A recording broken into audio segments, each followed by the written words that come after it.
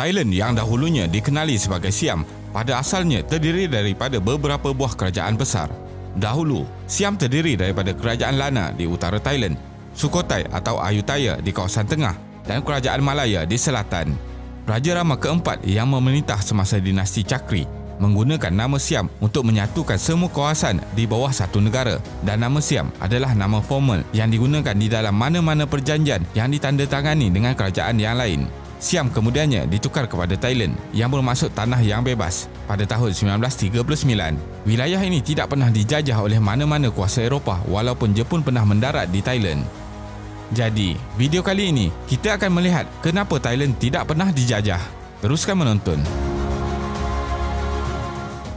Era penjajahan moden oleh negara Eropah.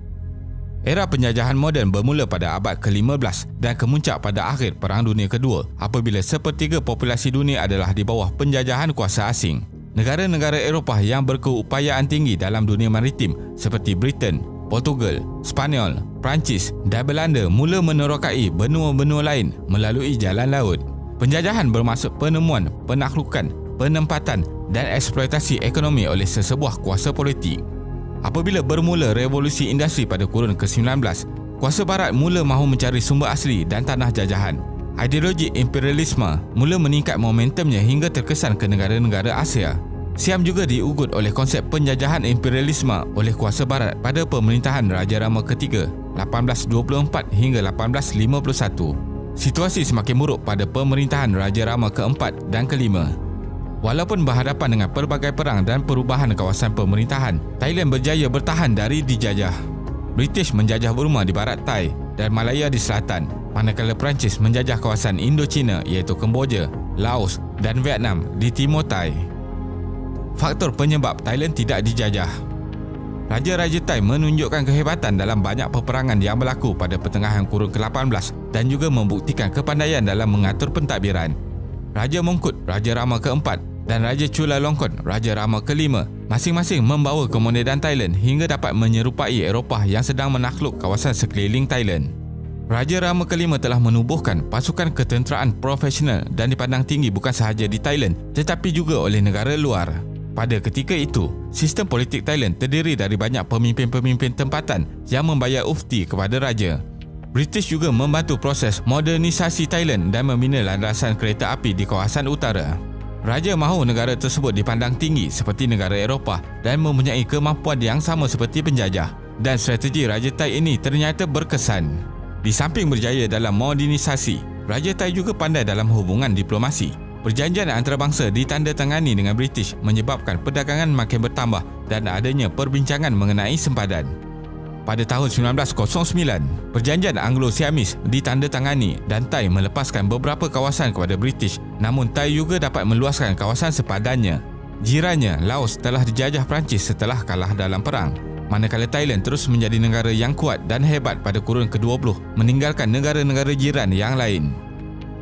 Zon penstabilan. Modernisasi dan hubungan rapat dengan kuasa Eropah banyak membantu dalam Thailand tidak dijajah. Namun ada banyak juga pendapat menyatakan faktor terbesar adalah kerana geografi atau lokasi Thailand itu sendiri. Negara Thailand diapit di antara penjajah Perancis di timur dan British di utara, selatan dan barat. Oleh itu, lokasi Thailand menjadikan ia satu zon untuk menstabilkan kuasa antara dua penjajah ini yang pernah berperang iaitu British dan Perancis. Namun keadaan di kawasan ini tidak selalunya tenang. Thailand menikmati hasil perdagangan dengan mengekalkan hubungan baik dengan British. Perancis masih mahu bercita-cita meluaskan jajahan. Namun, perjanjian ditandatangani pada tahun 1896. Semua pihak bersetuju membiarkan Thailand tidak dijajah dan dijadikan zon untuk menetralkan kuasa dua penjajah besar Eropah itu.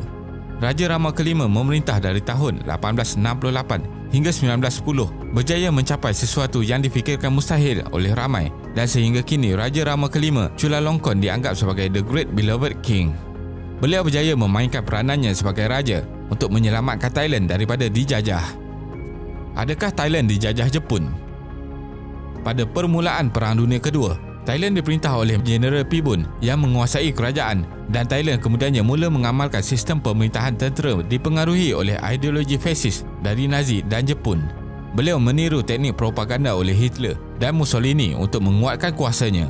Pada tahun 1940, sewaktu Perang Dunia Kedua berlangsung, kebanyakan kawasan di negara Perancis ditakluki oleh Nazi Jerman. Jeneral Pibun segera merancang mahu membalas dendam terhadap tindakan Perancis dahulu yang memaksa Thailand berundur dari sempadan di Laos dan Kemboja secara menandatangani perjanjian yang tidak adil. Oleh itu, Thailand memerlukan bantuan Jepun untuk menentang Perancis. Kerajaan Thailand mula berbaik dengan Jepun. Oleh itu, walaupun Jepun datang ke Thailand dengan tiba-tiba, Thailand sangat berterima kasih dengan Jepun kerana telah menekan pihak Perancis dan mendapatkan semula kawasan yang dahulunya diambil secara paksa. Jepun adalah pihak Axis manakala Perancis adalah pihak Allies semasa Perang Dunia Kedua. Negara Thailand membantu Jepun untuk membenarkan tentera Jepun melalui jalan dan menggunakan landasan kereta api untuk masuk ke Malaya. Krisis selepas perang. Selepas Perang Dunia Kedua berakhir, Thailand mula memperbaiki reputasi di peringkat antarabangsa yang tercalar sebelum ini kerana pernah bekerjasama dengan Jepun. Selepas memulangkan semula kawasan sempadan pertelingkahan dengan Perancis pada tahun 1940, imej Thailand semakin baik dan dimasukkan sebagai ahli United Nations pada tahun 1946. Akan tetapi, perjalanan Thailand selepas perang tidak mudah dan mempunyai beberapa krisis. Pada tahun 1946, Raja yang baru dilantik, Ananda Mahidol, ditemui mati ditembak dan mengejutkan semua rakyat. Perkembangan ekonomi dan polisi luar Thailand. Thailand adalah antara negara yang mempunyai perkembangan ekonomi paling pesat dari tahun 1960-an hingga lewat 1990-an. Pada tahun 1990-an, Thailand dikategorikan sebagai sebahagian dari gelombang kedua untuk negara industri baru, NIC, bersama-sama Malaysia dan Indonesia ketika itu. Ini meningkatkan lagi taraf hidup penduduk terutamanya di bandar. Namun pada Julai 1997, dunia dikejutkan dengan krisis kewangan di pasaran Thailand yang memaksa kerajaan menilai semula nilai mata wang baht yang kemudiannya menyusut dengan mendadak. Keadaan ini juga memberi kesan besar kepada semua pasaran Asia, terutamanya di Asia Tenggara. Krisis besar ini sangat menjejaskan Thailand dan banyak institusi kewangan runtuh atau diambil alih. Tanpa modal kapital dalam negara, semua aktiviti pembangunan dan pelaburan kewangan terhenti atau menjadi sangat perlahan.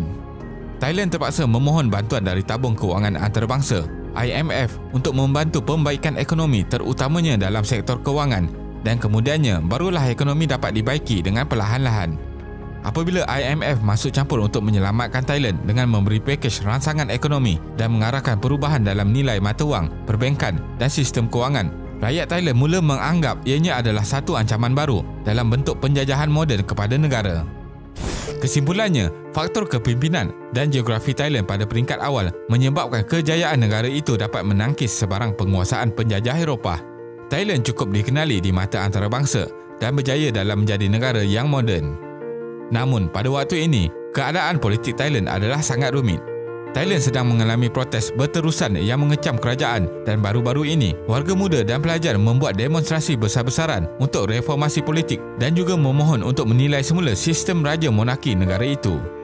Terima kasih kerana menonton dan jangan lupa subscribe. Jumpa lagi.